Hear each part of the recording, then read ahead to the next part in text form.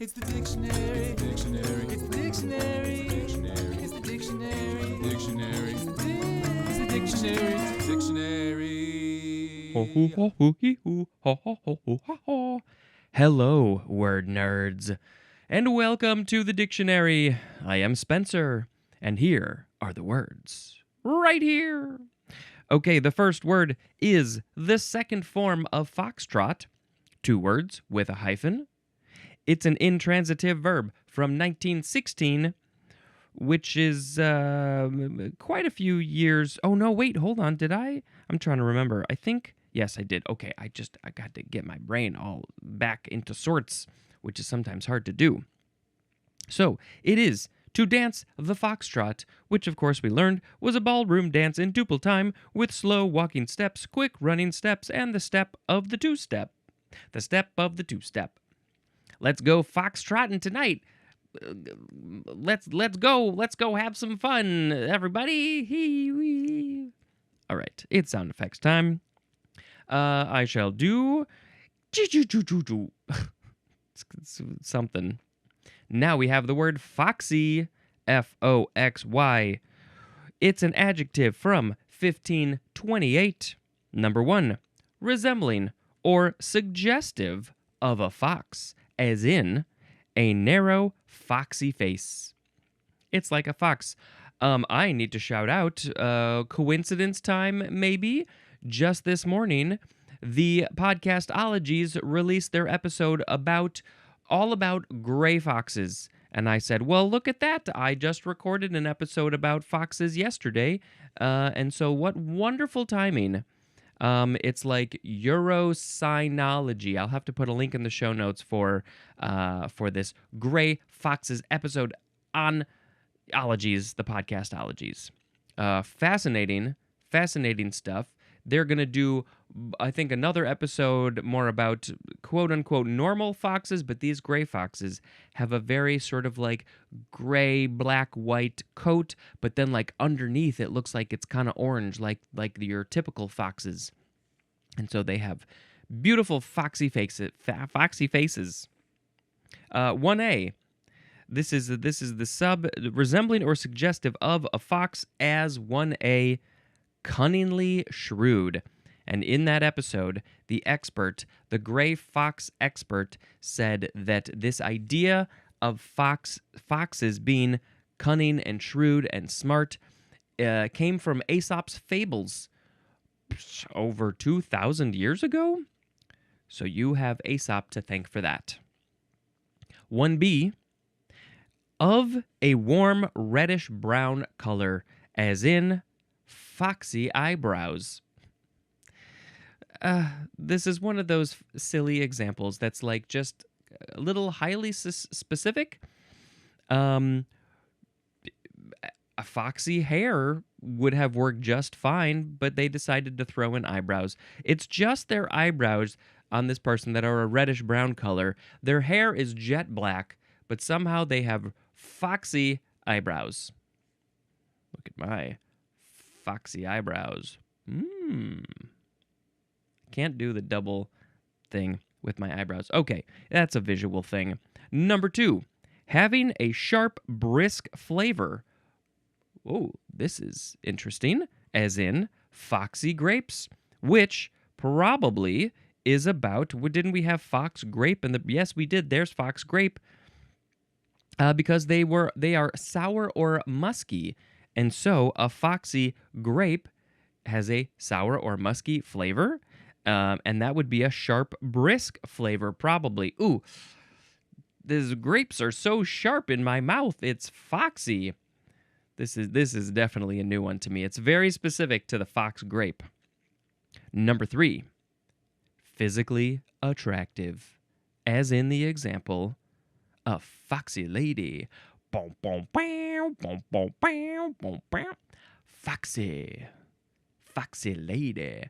That scene in Wayne's World, is it the first one or the second one? I think it's the first one, where Dana Carvey as Garth is lip syncing foxy lady to the lady who he thinks is foxy. I think about this more often than I probably should because it's just so silly. Every time this song comes on, of course, I think about that scene. That's the only thing I think about, really. Foxy, Foxy Lady. Great song by Jimi Hendrix, right? I think so. Hopefully, I got that correct. A synonym is the word sly, but I don't think that one works with all these definitions. No. Relating to a fox, sure. Maybe physically attractive, sly, sure, that's fine. A sharp, brisk flavor, sly, those are some sly grapes right there. Sliding in, yeah, okay. Foxily is an adverb, and foxiness is a noun. Oh, no etymology, don't think so. Nope, okay, so we're going to go on to... We have the word foy, F-O-Y. Noun from circa 1645. This is chiefly Scottish, and it is a farewell feast or gift. As you are leaving, let's have a feast. Maybe you're about to go on a big trip. You're going to move. You're going to go to college. You're leaving us. Why are you leaving us? We must throw a foy in your honor. Or maybe at the end of the party, you get a farewell gift, and that is also a foy. Why is this foy? It is Dutch dialect, foy, which means feast at end of the harvest. So when the harvest is done, we have a feast, and we call it a foy. The Scottish people are taking a Dutch word, I guess. Interesting. I think we need to have more foys. More feasts and gifts, please, and thank you. Next is, you can pronounce it foyer, or foyer, or foyer. I think you could also emphasize the second syllable if you wanted to. Foyer. Foyer. Yay! Okay, this is a noun from 1833. It is an anteroom or lobby, especially of a theater. Also, an entrance hallway. The synonym is vestibule. It's the place where you enter and maybe you're hanging out. It's just a little area for coming inside. Maybe having a little chat with some people, maybe putting your coat on the rack, and then you leave the foyer or the foyer or the foyer. All of those options are fantastic. This is French. It literally means fireplace. Did people have fireplaces in their entry halls? From the vulgar Latin, vocarium, from the Latin focus, which means hearth. So that would be like the place where everybody is focused around, hanging out, living room, fireplace. That's where people want to be often, unless they're hanging out in the kitchen. But back in the day, the kitchen was for the kitchen staff. The people were not hanging out in the kitchen. But these days, people love to be in the kitchen. That's where the food and drinks are. Interesting etymology. It's from the place where people were getting together, hanging out, but now it's the entry into the building, the house, the theater, whatever it is, the foyer. I think you got to say it, foyer. Is foyer more appropriate in a Frenchy way? I feel like no. Foyer? I don't know French well enough. We have no more FO words. We did them all. We now have FP, abbreviation for freezing point. FP again, all caps, abbreviation for fielding percentage.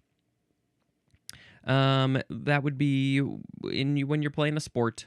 What's your percentage out in the field? FPC, all caps, abbreviation for fish protein concentrate. Concentrate all that fish protein into yummy powder. Give me that FPC. FPM, abbreviation for feet per minute. How many feet per minute can you walk? Can you run? I can walk 3 feet per minute, 3 FPM. I'm very slow. FPO, all caps, abbreviation for Fleet Post Office. Fleet Post Office? Is this like the fleet who work at the post office? All of those fleet of postal workers and cars, postal cars, mail cars? It's the fleet. I don't know how you use this one. FPS, abbreviation for 1 feet per second. Number 2, foot pound second. 3, frames per second. And that's the one that I use regularly in my day-to-day life. I'm always thinking about frames per second. How many frames per second is that video? What is the frames per second in real life? The frames per second of these videos, if you're watching, is 23.98. And I still don't fully understand why we still sometimes use 23.98 instead of a solid 24 or 29.97 instead of a solid 30. It has to do with the way that old film works, and now we're in a digital age, and I don't think we need those, but I guess sometimes we still use them, and I don't care for it. But whatever, I'm doing it. I'm doing the 23.98 FPS. But what is real life? Well, back in the day, a lot of films were, I think they were a lot of like 16 and 18 frames per second. And so that's why these days they get played at like maybe 24 frames per second, which became standard. And that's why they look a little fast. But now we've gotten into the world of 30 frames per second. And for video games, it's like 60 or higher. And because people really want that smooth motion. But a lot of people say that 24 frames per second is more cinematic, more like a movie, because we're used to seeing movies in that way. And I'll give you a little bit of inside baseball when we're talking about film.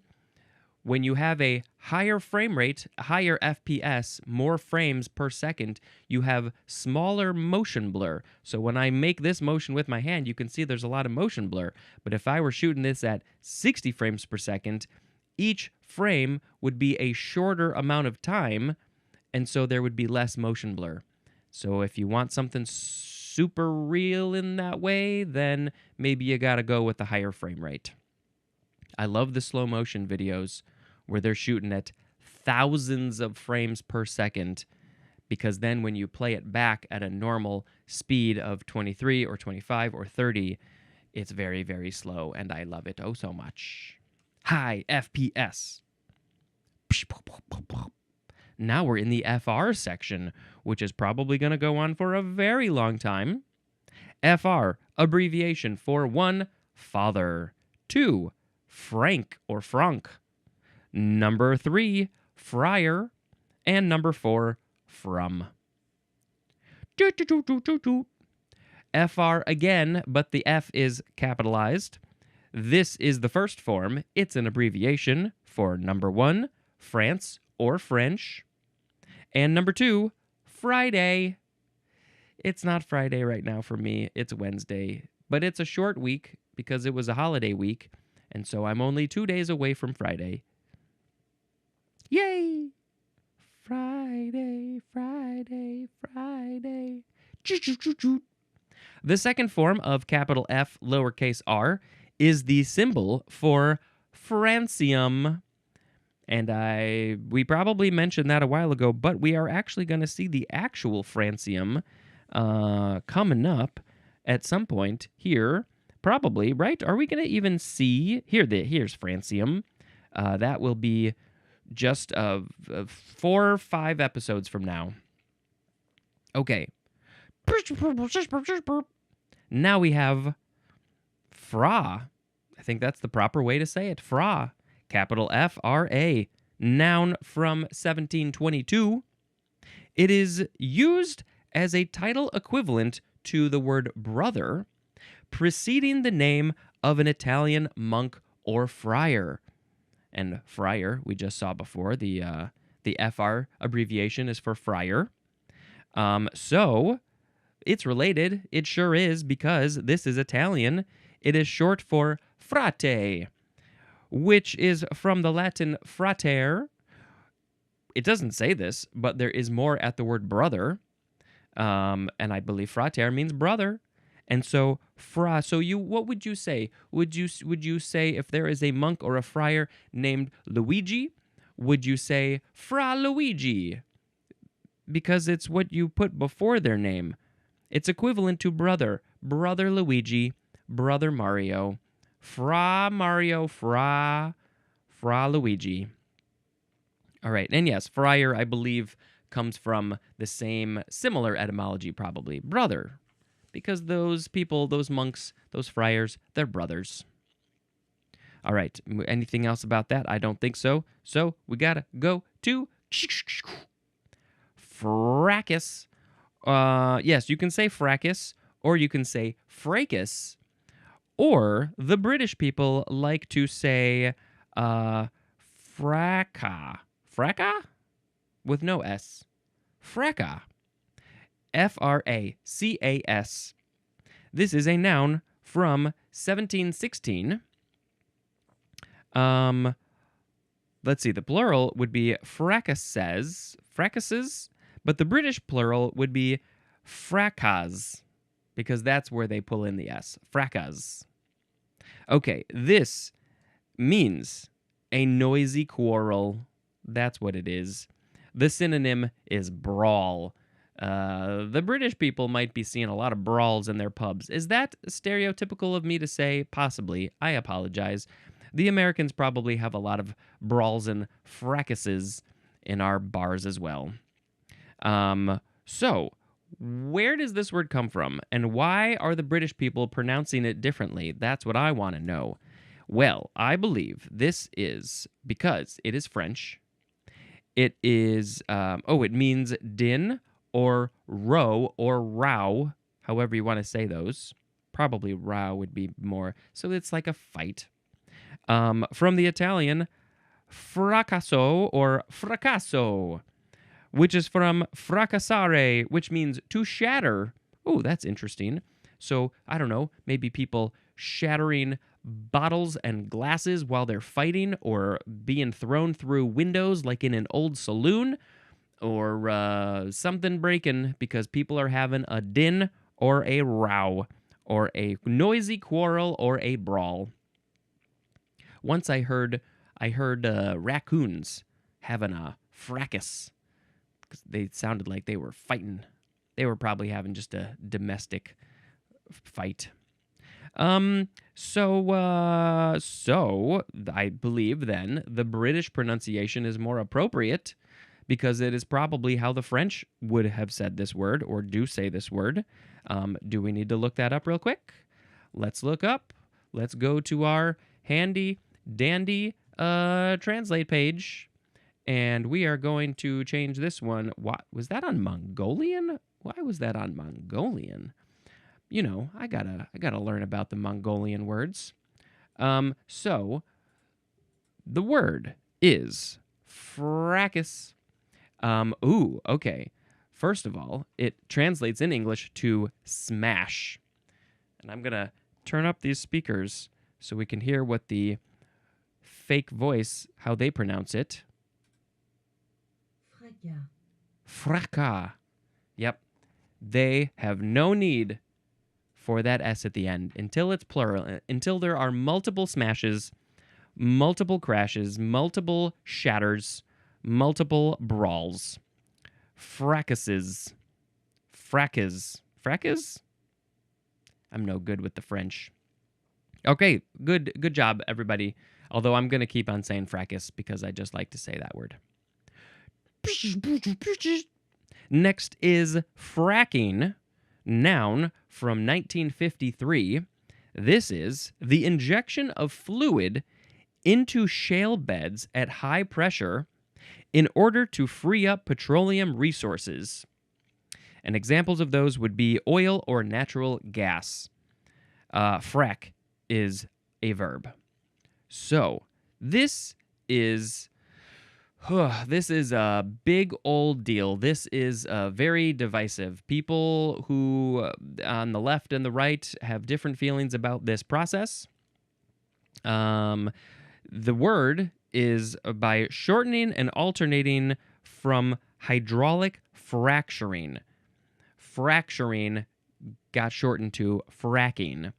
And so they know deep down in the ground under these shale beds or around these shale beds, that's kind of rock, they know or they think that there's oil and natural gas, but it's not coming up, and we really, really want to get that stuff so we can sell it and power our devices and our vehicles with this stuff that's very bad for the environment. It puts all this nasty crap out in the air, and we really, really, really, really, really want it. And so our scientists in the 50s, I guess, devised a way to be like, well, why don't we just shoot some stuff in there to push it out, and then we're going to have it.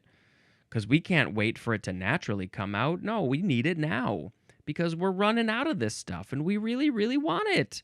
I want my oil. All right, so yeah, fracking, yeah, I don't think it's probably the best thing for us to be doing. And I think we really need to be trying to do a lot more of the natural things, the electric cars, the solar power, the hydro power, all those sorts of things. But I am no expert, so I shall shut up. Next we have fractal.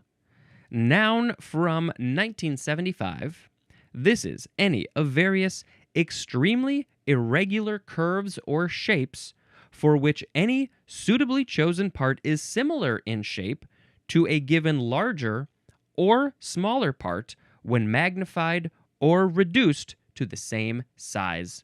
And these fractals are cool. I shall post some pictures of fractals on the social media. Fractal is also an adjective.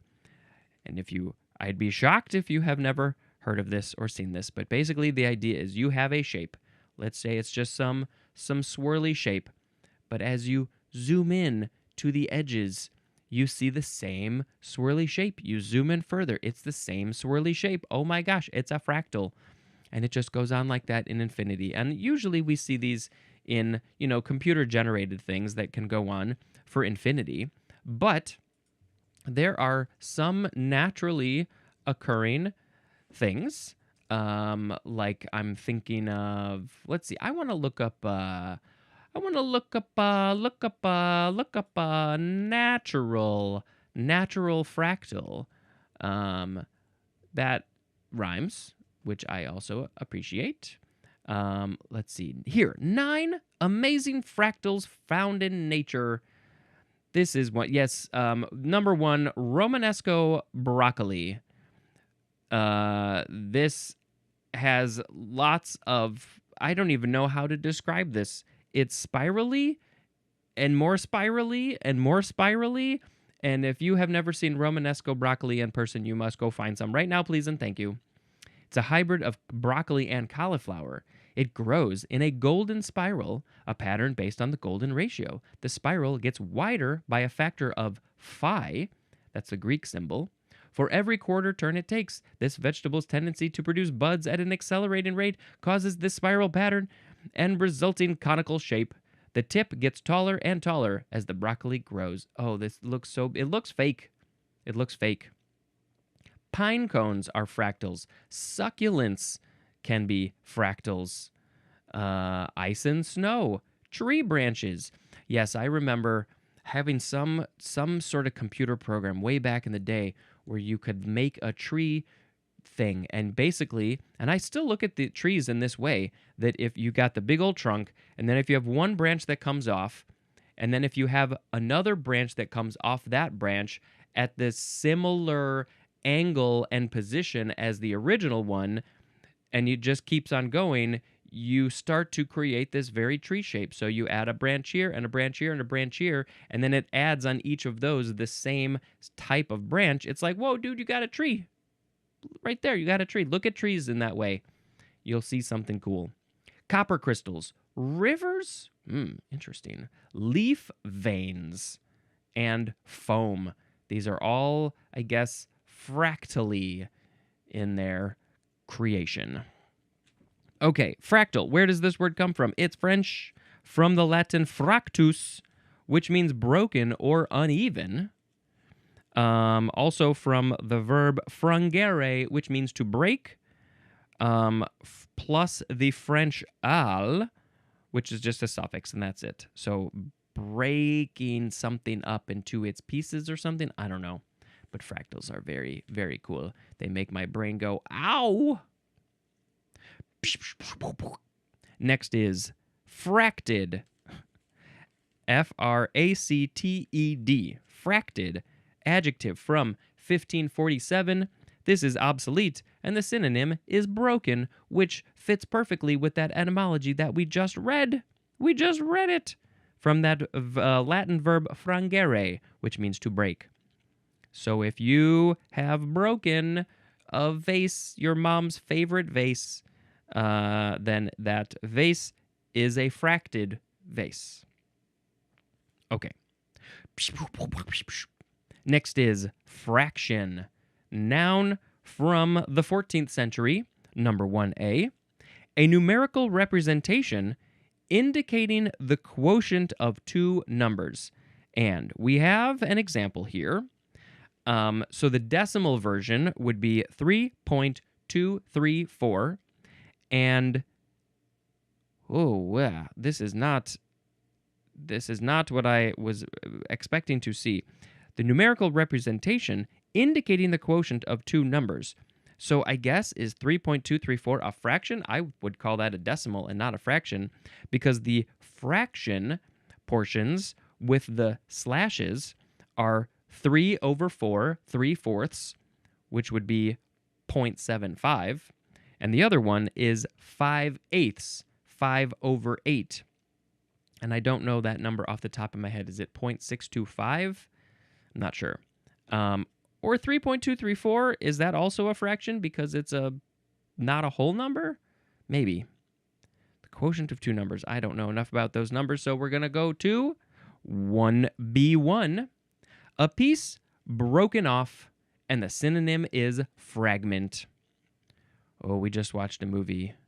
That had a lot of fragments of glass, fractions of glass around, and it was very scary. Number 1B2.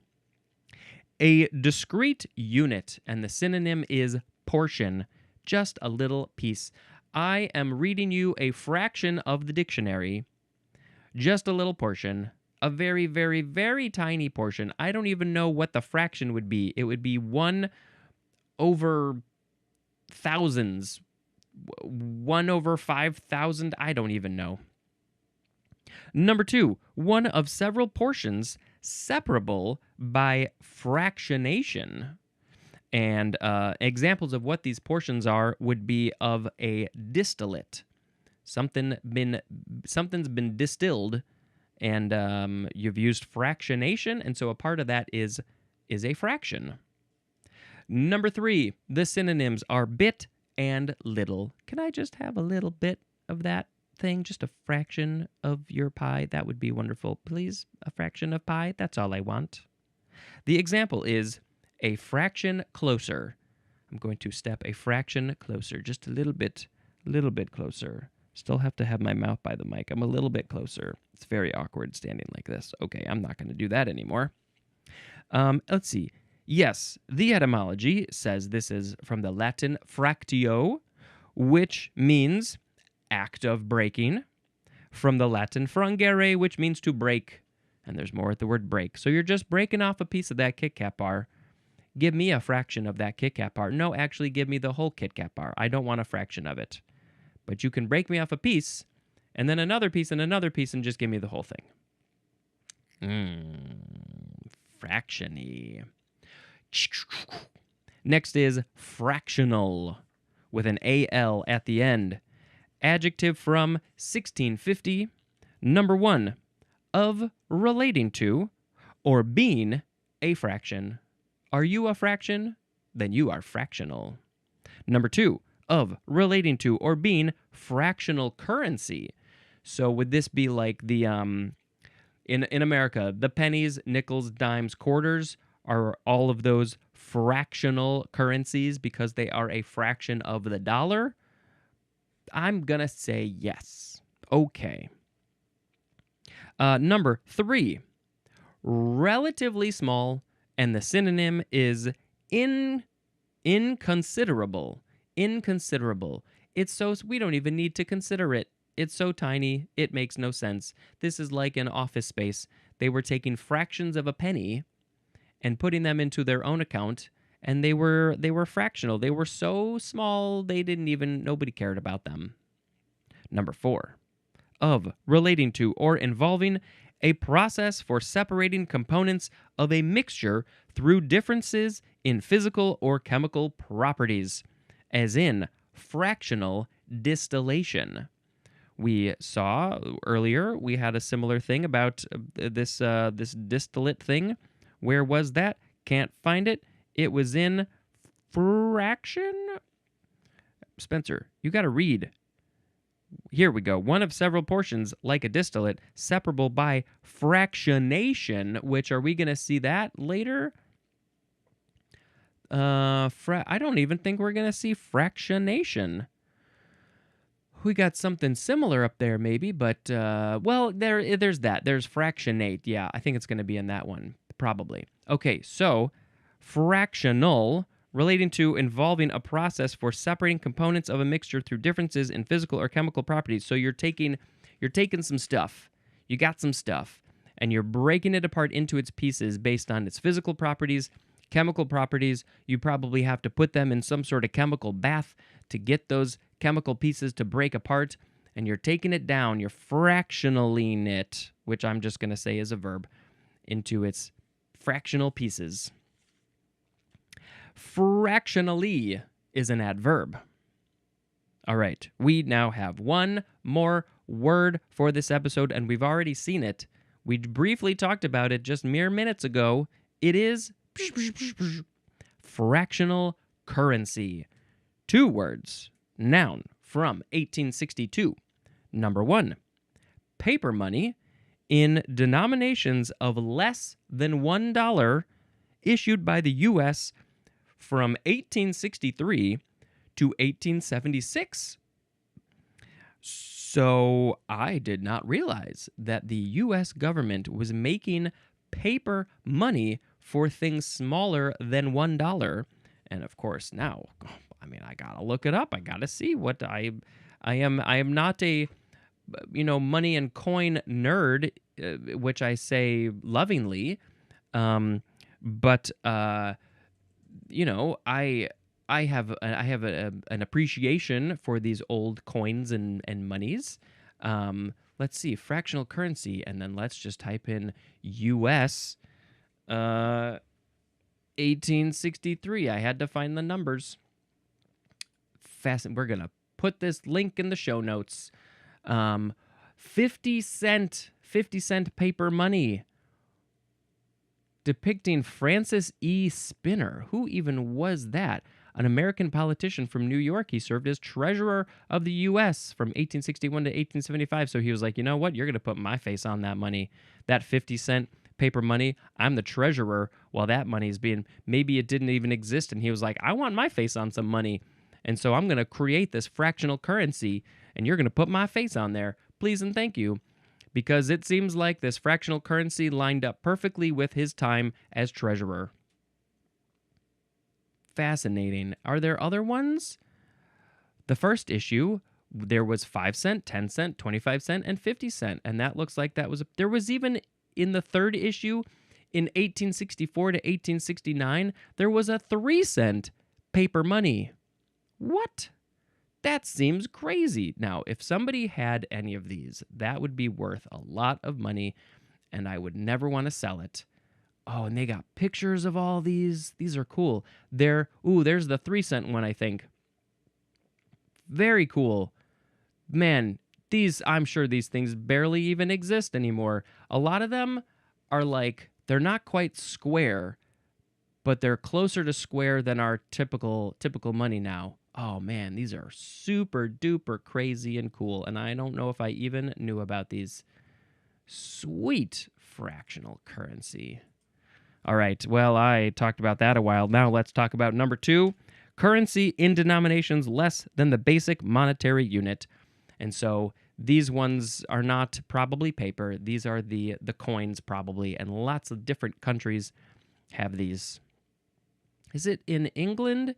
They have the different coins that have the shape of the shield, but it's broken up by the different coins, so you can put them together to create the shield. I think that might be England. Could be wrong. Apologies if I'm wrong. All right.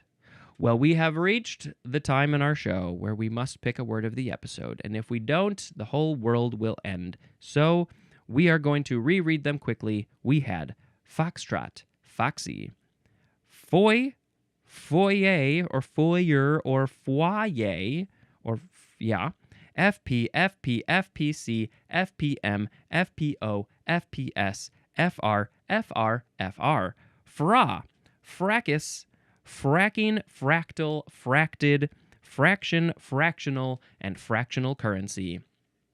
And I'm a little torn. Do I pick fractional currency? Do I pick foxy?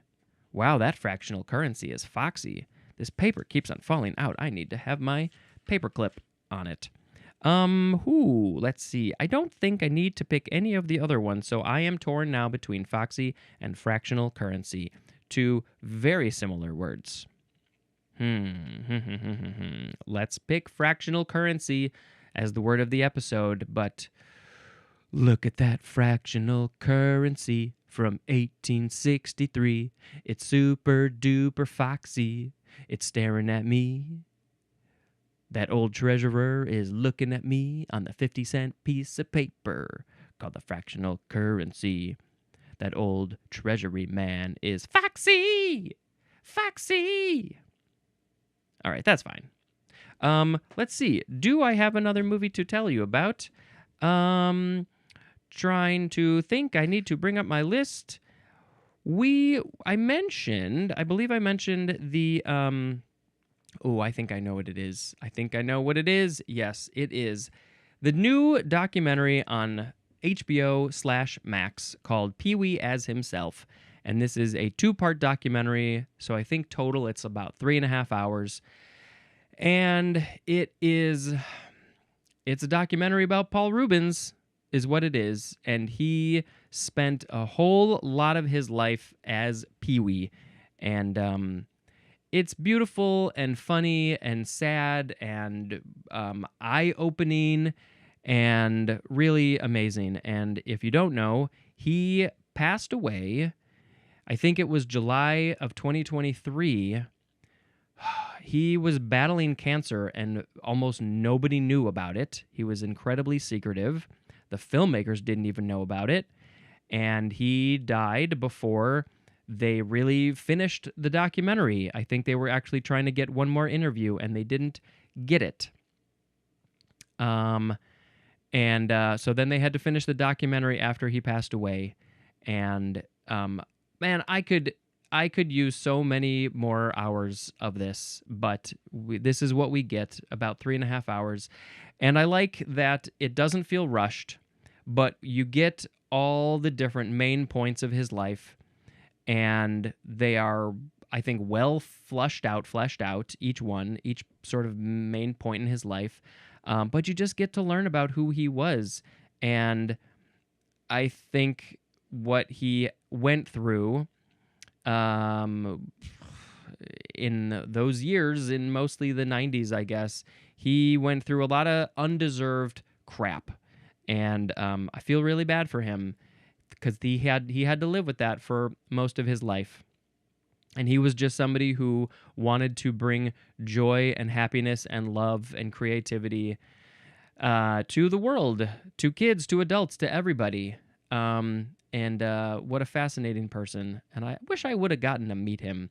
Watching Pee-wee's Playhouse in my childhood at my house, the whole family watched it on Saturday mornings, and that was a big part. And it, helped to make me who I am. And I think just yesterday, in the previous episode, I was wearing a Pee-wee's Big Adventure Alamo bike shirt. And yeah, highly recommend this documentary. If you got Max, that's where you got to watch it. I hope that they will release it in other places too, but they probably won't. All right, that's it for this episode. Thank you so much for checking out this show. And until next time, this is Spencer dispensing information. Goodbye.